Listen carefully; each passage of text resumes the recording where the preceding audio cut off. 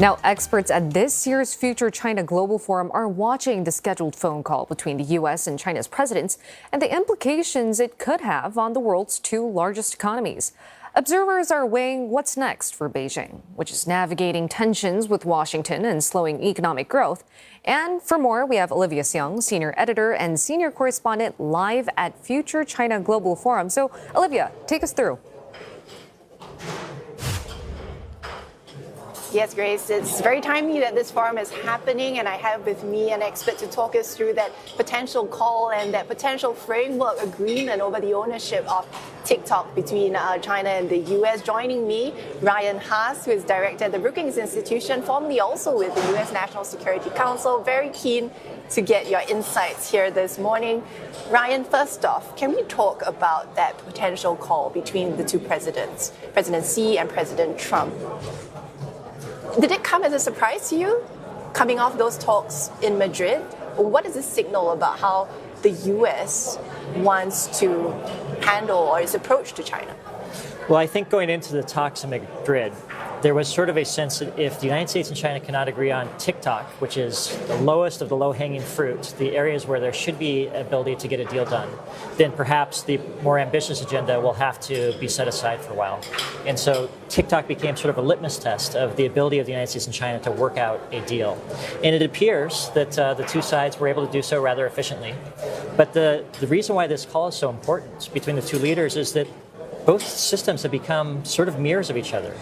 Very leader-led, top-down, personalistic systems where what is said by the top leader sets the tone for the entire government and the entire relationship. And so I think that the call that will take place soon will sort of set the direction and set the tone for the relationship in the period to come.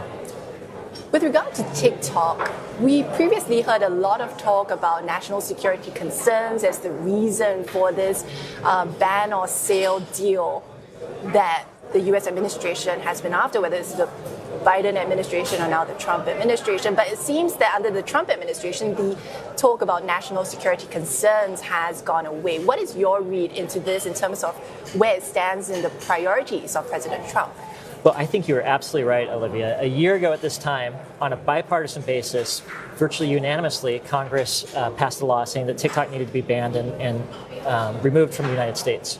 The law went to the Supreme Court. The Supreme Court ratified the law's legality, and it was sort of established fact that TikTok was a national security threat that could have the potential to poison the minds of Americans' youth.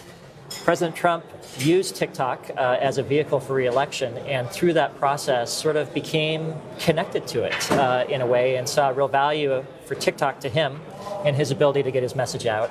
And as part of his pledge to his supporters, he said, I will, unlike any other American politician, I will be the one that will save TikTok for you.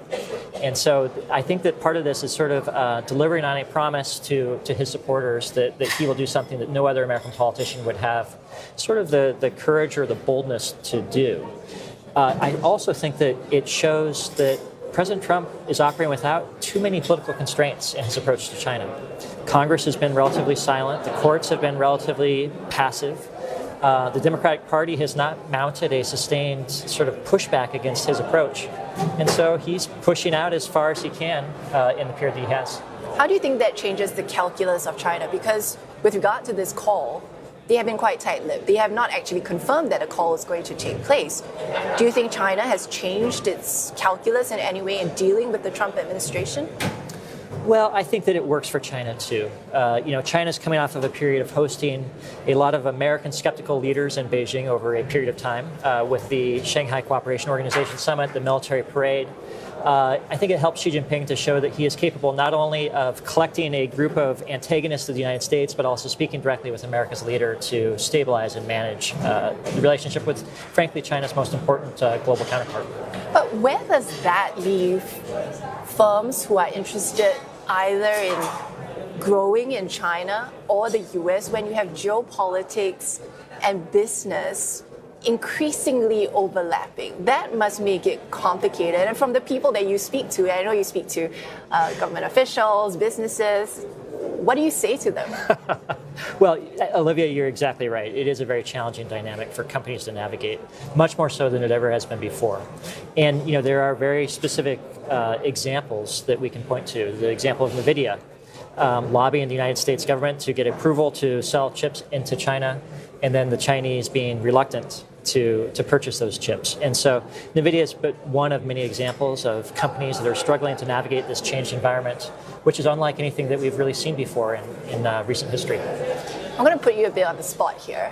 Do you think that all this lays the framework, or the groundwork rather, for an in-person meeting between the two top leaders of China and the US? I think that both leaders, for their own reasons, have an incentive to meet with each other. The question for me is whether they will meet together on the margins of an existing event, like the APEC leaders meeting in South Korea, or whether President Trump will travel to China. My best guess, subject to revision, is that they will probably meet on the margins of the APEC Leaders Summit because it doesn't require either side to take any big risks or to make any major sacrifices. And it also allows the two leaders an opportunity to say that they've met, they've set the course for the relationship, and they will continue the conversation and instruct their teams to push it forward. Because China will host APEC in 2026, the United States will host the G20 in 2026. Both leaders will have a natural opportunity and excuse to travel to each other's countries. They can probably defer such politically fraught and weighted trips for next year. So what factors could potentially derail a meeting in the nearer term? Well, it's always possible that there could be a breakdown in the talks. The two sides could come out of Madrid with different understandings of what was agreed upon. We saw that previously with a previous round of trade talks. Or there could be an unanticipated or unintended event that sort of sets the relationship on a different course. But for the time being, I think that both leaders have their own incentives for wanting to show that they are capable stewards of the world's most consequential relationship. But in terms of the various stakeholders involved, investors, businesses, different governments, from the people you are speaking to, could you give us some insight into how much emphasis or weight a potential meeting or increased interaction would play in terms of their decisions on what they want to do or invest or put their money in with both countries? Well, I think market participants and major corporations are looking for opportunities to shrink uncertainty. And if the two leaders meet, if they both come out of the meeting with a similar understanding of what was agreed upon, and if they communicate that to the world as well as their own governments, I think it shrinks the range of potential scenarios that they have to plan against and gives sort of greater confidence and assuredness to companies to make decisions with longer tails. But I wonder, though, because this is the short term that we are talking about. What about the long term? Yeah. If we are looking to the end of President Trump's term, beyond his administration's term in office, where do you see China-U.S. ties heading? Well, it's a foundational and a really important question. I'm glad that you asked it because I think that President Xi looks beyond 2028. I think that he expects that he will be in office after President Trump leaves at the end of his second term. And so he can't afford to make big consequential decisions solely on the basis of what may or may not happen in the next 3 years. He needs to think longer term. And President Xi seems very determined and very consistent in his effort to promote greater self-reliance, self-strengthening, hardening against dependence upon the United States or others for key inputs into China's economy. And I think to a lesser extent, but along similar lines, America is beginning to do the same thing, beginning to reduce its dependence upon China for critical inputs and insulate itself. And so over the longer term, I think that we're going to face a situation where the two countries are sort of moving steadily apart as they both seek to protect and insulate each other from each other. On the flip side, and this is our last question, you have insight into how China thinks. You've lived there before, and in your work with the National Security Council, how do you think they will be thinking about things also beyond this term in office? Is that what is on their mind more than the short term right now? I think so. I think that this is sort of a misalignment between the United States and the Chinese system. President Trump and those around him are thinking about what they can get done in the next 3 years. China is just working on a different time horizon. And I think that China has a degree of confidence that time is on its side, that they have momentum behind them, and that the United States is in relative decline. Now, we can agree or disagree upon that as a framework, but my sense is that is a view that they're very committed to and are planning against. What gives you that sense that they are taking that view? Are there tangible signs that you're seeing already? Well, there's a lot of discussion that has been ongoing about changes unseen in a century, about the rise of the East and the decline of the West.